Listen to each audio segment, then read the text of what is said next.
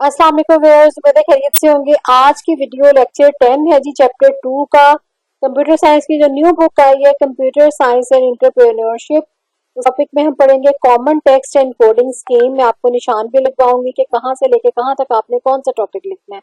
Video में अंत तक हमारे साथ रहिएगा। चैनल पर नए हैं तो चैनल को सब्सक्राइब कर लें, बेल आइकन को ऑल नोटिफिकेशन पे सेट कर लें ताकि हर नई वीडियो आपको सबसे पहले मिले। और ये तमाम वीडियोस इंफॉर्मेशनल वीडियोस अपने फ्रेंड्स तक शेयर करना ना भूलें ताकि उन तक भी फायदा पहुंच सके और आपको सदका जारिया का सवाब मिल सके। तो स्टार्ट करते हैं जी आज की video, common text encoding scheme. सबसे पहले हम देखते हैं जी एनकोडिंग बेसिकली है क्या। एनकोडिंग होती है कि आप किसी चीज को इस तरह से कोडेड फॉर्म में लिखें कि अगले बंदे को या अगली मशीन को समझ आ सके। तो यहाँ पे जब हम कंप्यूटिंग सिस्टम की बात कर रहे हैं तो इसका मतलब है कि जो टेक्स्ट है, नंबर्स तो हमारे हमने अभी तक देखा कि कंप्यूटर सिस्टम जो है वो नंबर्स को समझता है, लेकिन वो टेक्स्ट को कैसे समझेगा उसके बारे में आज का जो टॉपिक है वो डिस्कस किया जाएगा। Text encoding schemes are essential for representing the characters from various languages and symbols in a format that computers can understand and process. यानी टेक्स्ट की जो एनकोडिंग स्कीम्स हैं वो बहुत अहम है, एसेंशियल है किसी भी करेक्टर को रिप्रेजेंट करने के लिए डिफरेंट लैंग्वेजेस से। और उसकी यानी जो डिफरेंट कंप्यूटर लैंग्वेजेस हैं उसमें डिफरेंट करेक्टर्स होते हैं, डिफरेंट सिंबल्स होते हैं कि वो किस फॉर्मेट में उसको जो है वो रिप्रेजेंट किया जा सके, पेश किया जा सके कि कंप्यूटर उनको अंडरस्टैंड कर सके और प्रोसेस कर सके। तो यहाँ तक आपने कॉमन टेक्स्ट एनकोडिंग स्कीम को डिफाइन कर देना है, प्रोसेसेस तक, यहाँ तक, राइट। उसके बाद आपने बताना है कि जी there are some common text encoding scheme used in the computers. उसमें से सबसे पहली है जी ASCII. ASCII is an acronym that stands for American Standard Code for Information Interchange। ये आपने लाइन लिखनी है ASCII को डिफाइन करते हुए, और साथ आपने ये इसकी डेफिनेशन आ जाएगी। ये तो स्टैंड्स फॉर आ गया ना कि ASCII stands for American standard code. ये आपके एमसीक्यू में भी अक्सर आ जाता है कि ASCII स्टैंड्स फॉर, तो उसमें आपने बताना होता है American standard code for information interchange. उसके बाद आप लिखेंगे जी it is a character encoding standard adopted for representing in devices such as computer and similar systems that use text। यानी कोई भी ऐसा सिस्टम कंप्यूटर के अलावा जिसमें करेक्टर्स को जो है वो यूज किया जाता है तो उसमें रिप्रेजेंट करने के लिए ASCII कोड जो है वो यूज होते हैं। ईच अल्फाबेट नंबर और symbol is given a code number between 0 and 1 to 7।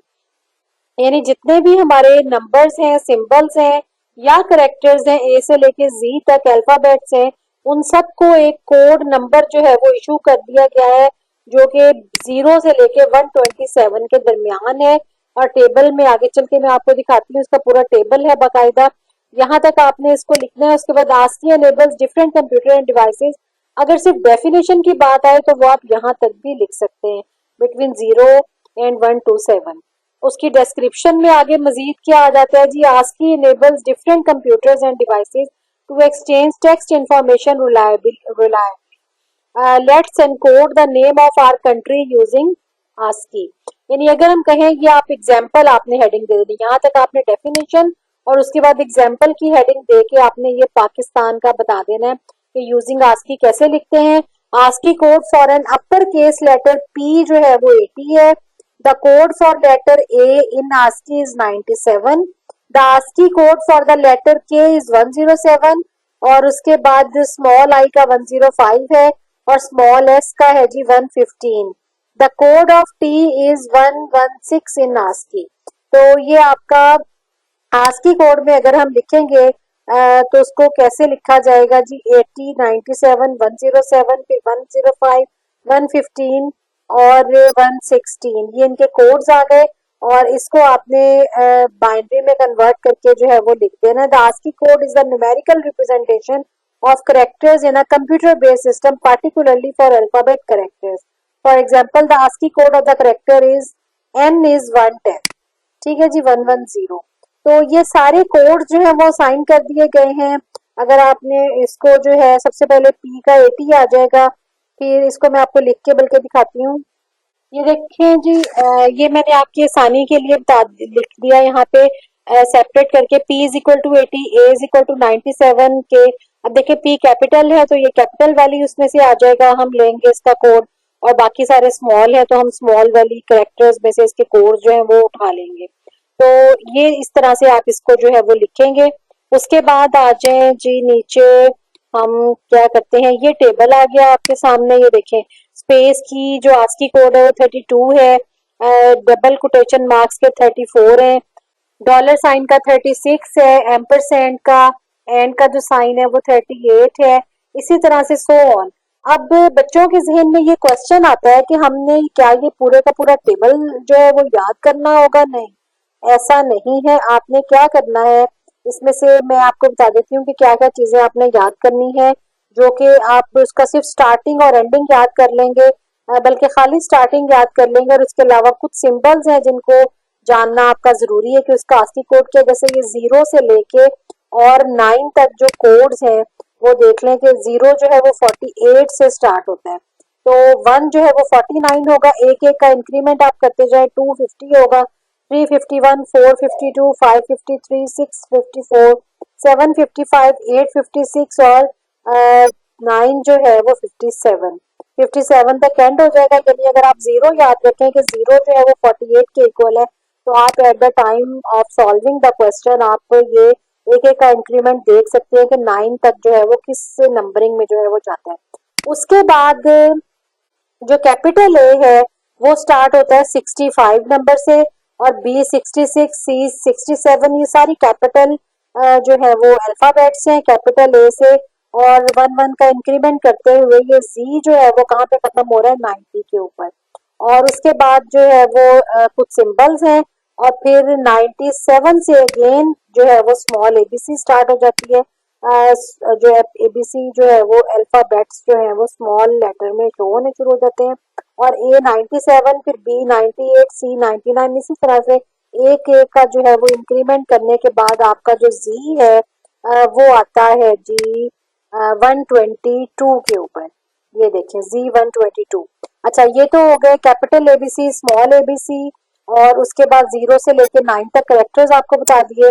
उसके अलावा आपने कौन कौन सी चीज इसमें से याद कर लेनी है, स्पेस का याद कर लेना 32 है, एक्सक्लेमेशन मार्क का याद कर लेना 33 है, डॉलर साइन का याद कर लें 36, परसेंटेज का याद कर लें 37, एम्परसेंड का 38, और इसके अलावा आपने याद करना है क्वेश्चन मार्क का, क्योंकि सम टाइम जो है वो क्वेश्चन मार्क का आपसे क्वेश्चन की फॉर्म में वो पूछा जाता है, तो उसका है 63। तो इसके अलावा मेरा भी ख्याल इज इक्वल टू का याद कर लें, या ज्यादा से ज्यादा कॉमे का याद कर लें कि कॉमे का क्या इसकी जो है वो आस्की कोड है, तो ये कॉमे का है 44। तो ये आप याद कर लें, तो कोई सा भी सेंटेंस आ जाए मेरा ख्याल है आप उसको जो है वो कवर कर लेंगे, उसको ट्रांसफॉर्म करने में जो है वो कवर हो जाएगा आपका।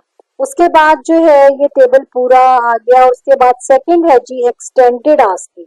While the standard ASCII table includes 128 characters, there is an extended version that includes 256 characters। यानी जो ASCII का हमने स्टैंडर्ड टेबल पढ़ा उसमें 128 कैरेक्टर्स थे, लेकिन जो एक्सटेंडेड ASCII है उसमें 256 कैरेक्टर्स जो हैं वो पाए जाते हैं। This extended ASCII uses 8 bits and includes additional symbol, accented letters and other characters। यहाँ तक आपने जो है वो इसकी डेफिनेशन याद कर लेनी है अगर कैरेक्टर्स तक। उसके बाद आ जाता है जी Unicode. Unicode is an attempt that mapping all the graphics character used in any of the world's writing system. यानी ये तमाम जो है वो ग्राफिक कैरेक्टर्स के लिए यूज होता है यूनिकोड का जो सिस्टम है। Unlike ASCII which is limited to 7 bits and can represent only 128 characters, Unicode can represent over a million characters through different forms of encoding such as UTF-8, UTF-16 and UTF-32। UTF is an acronym that stands for Unicode Transformation Format, right? तो ये आपका जी stands for आ गया। ये MCQ में पूछा जा सकता है, शॉर्ट क्वेश्चन में भी पूछा जा सकता है कि व्हाट इज यूटीएफ, तो आपने बताना है यूनिकोड ट्रांसफॉर्मेशन फॉर्मेट। और यूनिकोड की डेफिनेशन आपने ये लिख देनी है, Unicode is an attempt that mapping graphic characters used in any of the world's writing system. बल्कि यहाँ तक लिखने के बाद कि Unicode is an attempt at mapping all the graphic characters used in any of the words writing systems आपने यहाँ लिख देना जी Unicode can represent over a million character through different forms of encoding such as UTF-8, UTF-16 and UTF-32, right.